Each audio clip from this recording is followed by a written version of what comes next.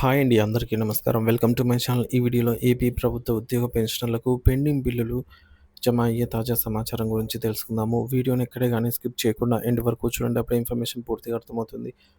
Video చూస్తున్న ప్రతి ఒక్కరు వీడియోకి లైక్ చేయండి ఫ్రెండ్స్. వీడియోని తోటి ఉద్యోగ పెన్షన్ మిత్రులతో అయితే షేర్ చేయండి. కొత్తగా మన ఛానల్ చూస్తున్నారు ఇంకా ఎవరైనా సబ్స్క్రైబ్ చేసుకున్నట్లయితే వెంటనే మన ఛానల్‌ని సబ్స్క్రైబ్ చేసుకోండి. దీని ద్వారా నేను చేసే ప్రతి ఒక్క వీడియో మీ వరకు రీచ్ అవుతుంది.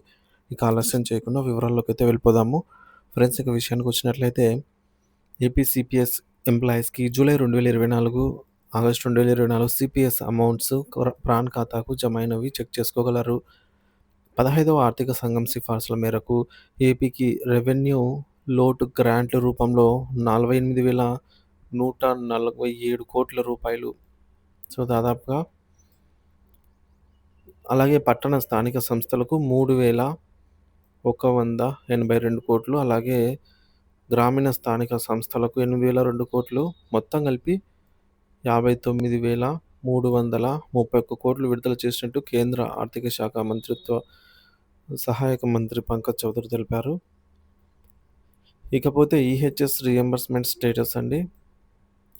ఈహెచ్ఎస్ మెడికల్ బిల్లులు రీయింబర్స్‌మెంట్ అప్లికేషన్‌ను ఈహెచ్ఎస్ పోర్టల్ ఎంప్లాయీస్ లాగిన్ నుండి ఇనిషియేట్ చేసిన తర్వాత దాని యొక్క స్టేటస్ ఈ క్రింది లింక్ నందు రీయింబర్స్‌మెంట్ టైప్ దగ్గర ఆన్‌లైన్ అని సెలెక్ట్ చేసి ఎంఆర్ నంబరు దగ్గర మీ యొక్క ఎంఆర్ రిఫరెన్స్ ఐడీ ఎంటర్ చేసి, లేదా ఎంప్లాయీ నంబర్ దగ్గర హెచ్ఆర్ఎంఎస్ ఐడీ ఎంటర్ చేసి తెలుసుకోవచ్చు.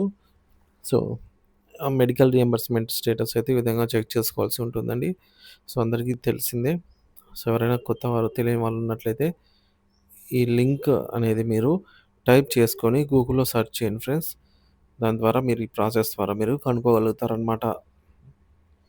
ఇక ఈ ఆర్థిక సంవత్సరంలో ఫైలింగ్ చేయించుకున్న ఉపాధ్యాయుల బ్యాంక్ అకౌంట్ నుంచి ఆంధ్ర బ్యాంకు లేదా విజయ బ్యాంకులో ఉండి సో, ఈ ఆంధ్ర బ్యాంకు అనేది మనకు మారిపోయింది. యూనియన్ బ్యాంక్‌గా మారిపోయింది. అలాగే విజయ బ్యాంక్ కూడా పేరు మారిపోయింది కాబట్టి, సో, ఇటువంటి బ్యాంకులలో ఉండేవారికి నేటికి కూడా అమౌంట్ జమ కాలేదు. అది గమనించగలరు. ఇక జెడ్‌పీపీఎఫ్ సంబంధించి అన్ని జిల్లాల్లో పీఎఫ్ ఆన్‌లైన్ వ్యవస్థ పూర్తి స్థాయిలో పూర్తవుతుందనైతే సమాచారము. 2021 వరకు అందుబాటులో ఉన్న పీఎఫ్ యాన్యువల్ స్లిప్స్ డౌన్‌లోడ్ చేసుకోవచ్చు. వీలైనంత త్వరలో మిగతావైతే అందుబాటులో ఉంచుతారు. ఇక pending list DA, DR, APGLI employees login నందు నామినీ నేమ్ కరెక్షన్ ఆప్షన్ అయితే ఇన్సర్ట్ చేయడం జరిగిందండి. ఏపీజీఎల్ఐ మనం నామినీ పేరును మనమే కరెక్ట్ చేసుకోవచ్చనమాట. ఇక డీఏ అరియర్స్ విషయానికొచ్చినట్లయితే జీవో నంబర్ 108 ప్రకారంగా ఫిబ్రవరి నెలలో చెల్లించాల్సిన డీఏ అరియర్ అమౌంట్, అలాగే జీవో నంబర్ 30 ప్రకారంగా చెల్లించాల్సినటువంటి మార్చి 2025లో చెల్లించాల్సిన మూడో విడత అరియర్ అమౌంట్ చెల్లించాల్సి ఉంది. ఎస్ఎల్స్ ఇంకా పెండింగ్ బకాయిలలో టీఏలు, పెన్షన్లకు జీవో నంబర్ 106 ప్రకారంగా 11వ పీఆర్సీ అరియర్లు, పెన్షనర్లకు రిటైర్ అయినప్పుడు రావాల్సిన అమౌంట్లు, మెడికల్ రీయింబర్స్‌మెంట్, గ్రాట్యుటీ తదితర బిల్లులు ఇంకా ఇవన్నీ కూడా వెయిటింగ్ ఫర్ ఫండ్ లేని స్టేజ్‌లో అయితే ఉన్నాయి. అలాగే ఇంకా పేమెంట్ జరగవలసినటువంటి లిస్ట్ చూసుకున్నట్లయితే DA, DR arrears, ఎస్ఎల్స్, APGLI, police వారి సరెండర్ లీవ్‌లు, జీపీఎఫ్ అమౌంట్. ఏపీలో ఉద్యోగులకు పెండింగ్ బిల్లులు సుమారుగా వైద్య బిల్లులు, ఈఎల్స్, పీఎఫ్, ఏపీజీఎల్ఐ రూపంలో 2,800 కోట్లు, అలాగే సిపిఎస్ కాంట్రిబ్యూషన్ బాకీ 3,719 కోట్లు చెల్లింపులు జరిగాయి.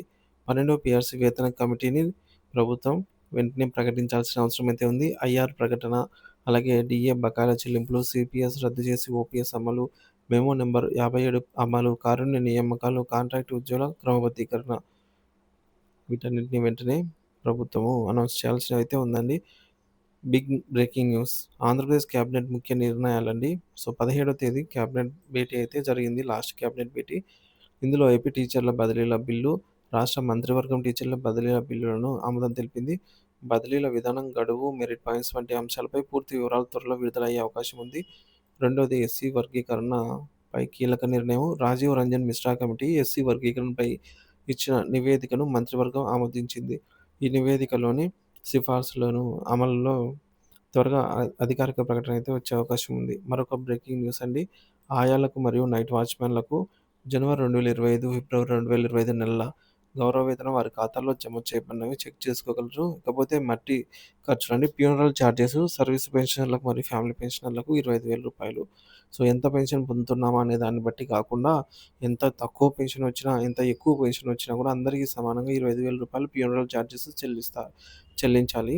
ఇక 2022 పీఆర్సీలో ఫ్యూనరల్ ఛార్జీలు 25,000గా అయితే ఫిక్స్ చేశారనమాట. సో, సర్వీసు పెన్షనర్ కంటే ముందు వారి స్పౌజ్ మరణిస్తే ఫ్యూనరల్ ఛార్జీలపై చెల్లింపులపై చాలా జిల్లాలలో చెల్లింపులు జరపకపోవడం పట్ల స్టేట్ గవర్నమెంట్ పెన్షనర్స్ అసోసియేషన్ పలు సందర్భాలలో ప్రభుత్వాన్ని కోరుతూ ఇచ్చిన రిప్రజెంటేషన్ మేరకు ఆంధ్రప్రదేశ్ ప్రభుత్వం ఉత్తర్వులు విడుదల చేశారనమాట. సదరు ఉత్తర్వుల మేరకు నిర్ధారించిన 25,000 ఫ్యూనరల్ ఛార్జీలు ఉద్యోగ పెన్షనర్లకు జీవో నంబర్ 36 ప్రకారంగా తెలిపే వారందరికీ కూడా 2022 నుంచి వర్తిస్తుందనైతే వివరణ ఇచ్చి ఉన్నారు. కావున వివిధ ట్రెజరీల్లో సర్వీసు పెన్షనర్ కంటే ముందు వారి స్పౌస్ మరణించి వారికి నిలుపుదల చేసిన ఫ్యూనరల్ ఛార్జీలు ఇప్పుడు చెల్లించేందుకు మార్గం సుగమం అయ్యింది. ఏపీజీఎల్ఐ అప్డేట్ అండి. నిధి వెబ్‌సైట్ నుండి ఏపీజీఎల్ఐ నెలవారీ ప్రీమియం వివరాలు జూలై 2024 వరకు అప్డేట్ చేయబడినవి. చెక్ చేసుకోగలరు. పేమెంట్ జరిగే లిస్ట్ అండి. జీపీఎఫ్ లోన్లు, ఎస్ఎల్స్, ఏపీజీఎల్ఐ లోన్స్, మెడికల్ బిల్లులు, పెన్షన్ పెండింగ్ బిల్లులు, డీఏ అరియర్స్ పెండింగ్ పేమెంట్స్ అయితే ఈ నెల ఆఖరు లోపల కొన్ని పేమెంట్స్ జరిగే అవకాశం అయితే ఉంది. ఏపీ సిపిఎస్ ఉద్యోగులకి సో, వారి ప్రాన్ ఖాతాలో జమ అయినదండి అమౌంటు. సో, నెలాఖరు కల్లా ఉద్యోగుల బకాయిల చెల్లింపులు జరుగుతాయని అయితే విశ్వసనీయ వర్గాల నుంచి అందిన తాజా సమాచారము. సో, 5 ఏళ్ల నుంచి పేర్కొని పోయున్న బకాయిలను ఉద్యోగులకు చెల్లించేందుకు కూటమి ప్రభుత్వం ప్రయత్నం చేస్తోంది. ఉద్యోగుల బకాయిలు 25,000 కోట్ల వరకు ఉన్నాయని ప్రభుత్వం అధికారికంగా వెల్లడించింది. సంక్రాంతి సమయంలో ఉద్యోగుల బకాయిలను కొంతమేర చెల్లించింది. ఈ నెలాఖరు నాటికి జీపీఎఫ్, రిటైర్మెంట్ ప్రయోజనాల రూపంలో 4,000 కోట్ల రూపాయల నుంచి 5,000 కోట్ల వరకు చెల్లించాలని ప్రభుత్వం భావిస్తోంది. ఈ నెలాఖరుకి కేంద్రం నుంచి నిధులు వచ్చే అవకాశం ఉంది. వాటిని ఉద్యోగుల బకాయిల చెల్లింపులకు ఉపయోగించనున్నట్లుగా ఆర్థిక శాఖ అధికారులు తెలిపారు. ఇక మరొక బ్రేకింగ్ న్యూస్ అండి. ఏపీ ప్రభుత్వ ఉద్యోగులకు గౌరవనీయులైన సీఎం గారు తీపి కబురు అందించారు. ఎంతమంది పిల్లలున్నా ప్రసూతి సెలవులు ఇస్తామని ప్రకటించారు. ప్రభుత్వ ఉద్యోగులకు 2 పిల్లల వరకే ప్రసూతి సెలవులు ఉండగా ఇప్పటి నుంచి ఎంతమందికైనా హాలిడేస్ ఇస్తున్నామని అన్నారు. గతంలో అధిక సంతానం వద్దని చంద్రబాబు గారే చెప్పానని, ఇప్పుడు పిల్లలు కనాలని చెప్తున్నట్టు వెల్లడించారు. సో, అలాగే ఎంతమంది పిల్లలున్నా తల్లికి వందనం కూడా ఇస్తామని సీఎం పేర్కొన్నారు. జెడ్పీపీఎఫ్ తాజా సమాచారం అండి. ఉమ్మడి అనంతపురం జిల్లా పరిషత్ ఉద్యోగోపాధ్యాయుల భవిష్య నిధి జెడ్పీపీఎఫ్ చందా స్లిప్పులు 2021, 2011, 12 అలాగే 20, 21 సంవత్సరాలకైతే డౌన్లోడ్ చేసుకోగలరు. ఇక మార్చి 2025 నుంచి అడ్వాన్స్ ట్యాక్స్ చెల్లించాలనుకునే వారు గుర్తుంచుకోవాల్సిన అంశాలైతే ఇక్కడ మనం చూడొచ్చు. రూ. 72,810 కలిగి 16% హెచ్ఆర్ఏ ఉన్నా గూడా లేదా 74,770 ఉండి 10% హెచ్ఆర్ఏ ఉన్నా కూడా ట్యాక్స్ చెల్లించవలసి ఉంటుంది. సో, కనుక 70,850 లోపు బేసిక్ ఉన్నవారు అడ్వాన్స్ ట్యాక్స్‌నైతే నిలుపుదల చేసుకోవచ్చు. గమనికండి. ఇది 2025, 26 ఆర్థిక సంవత్సరంలో ఐఆర్‌డీఏల పెరుగుదల ఉంటే, ఒకవేళ ఐఆర్‌డీఏల రూపంలో పెరుగుదల ఉంటే ట్యాక్స్ పరిధిలోకి వచ్చే అవకాశం అయితే ఉందన్నమాట. ఎవరైతే రూ. 70,850 బేసిక్ ఉన్నవారు కూడా. ఇక సరెండర్ లీవ్‌లు, ఉద్యోగుల జీపీఎఫ్, మెడికల్ రియంబర్స్‌మెంట్ అలాగే ప్రభుత్వ ఉద్యోగులకి గుడ్ న్యూస్ అండి. ఈహెచ్ఎస్ స్కీమ్ ఏపీ ప్రభుత్వ ఉద్యోగుల ఆరోగ్య బీమా పథకం అమలుపై రాష్ట్ర ప్రభుత్వం కీలక నిర్ణయం తీసుకుంది. తెలంగాణ డీఎంఈ గుర్తించిన హాస్పిటల్స్‌లో ఏపీ ఉద్యోగులు చికిత్స పొందేందుకు అనుమతించింది. ఈ మేరకు రెఫరల్ హాస్పిటల్స్ గుర్తించాలని ఎన్టీఆర్ వైద్య సేవ సీఈఓను ప్రభుత్వం ఆదేశించింది. తెలంగాణలో వైద్యం చేయించుకున్న పలువురు ఏపీ ఉద్యోగులు, పెన్షనర్లు బిల్లుల రీయింబర్స్‌మెంట్ కాక నష్టపోయారు. విభజన తర్వాత అనేక మంది ఏపీ ఉద్యోగులు హైదరాబాద్‌లోనే సెటిల్ అయ్యారు. విభజన చట్టంలోని 9, 10 షెడ్యూల్ సంస్థల ఉద్యోగులు హైదరాబాద్‌లో ఉంటున్నారు. ఈ నేపథ్యంలో ఇక నుంచి తెలంగాణ డీఎంఈ గుర్తించిన హాస్పిటల్స్‌లో ఏపీ ఉద్యోగులు చికిత్స చేయించుకునేందుకు ఆమోదమైతే లభించింది. సో, ఆంధ్రప్రదేశ్‌లో ఈహెచ్ఎస్ సౌకర్యం కలిగి ఉన్న ఉద్యోగ పెన్షనర్లు తెలంగాణలో కూడా గుర్తింపు పొందిన ఏ హాస్పిటల్స్‌లోనైనా వైద్య సేవను ఉపయోగించుకోవచ్చు. ఈ మేరకు అధికారిక ఉత్తర్వులనైతే ఏపీ ప్రభుత్వం ఆరోగ్య మరియు కుటుంబ సంక్షేమ శాఖ విడుదల చేసింది ఫ్రెండ్స్.